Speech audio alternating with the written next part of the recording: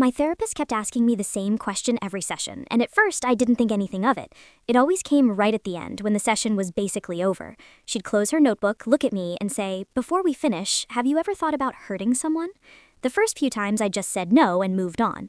It felt like one of those standard questions therapists ask. But after a while, it started to feel strange, because it wasn't just the question, it was the way she asked it. Same tone, same pause, same exact words every single time, like she was waiting for me to say something different. Then one day, my mom casually mentioned that my therapist said I'd been having concerning thoughts and dealing with anger. That didn't make any sense. I had never said anything like that.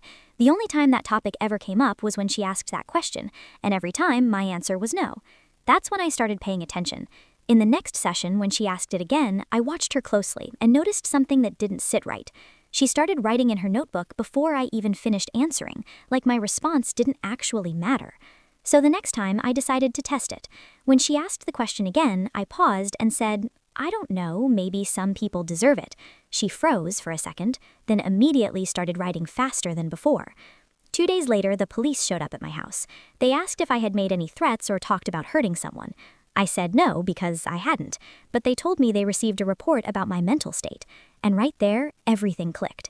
My therapist wasn't just listening, she was evaluating me, documenting everything, building a case. She was the school's threat assessment consultant, and once you get labeled a risk, everything you say starts sounding dangerous.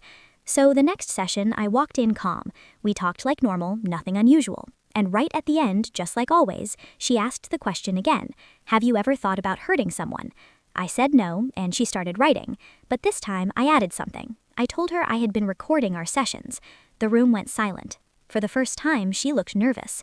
I told her I noticed she was writing things down before I even finished speaking, and I wanted to know what she had really been reporting. She didn't have an answer. A week later, my mom got a call from the school. My therapist was gone.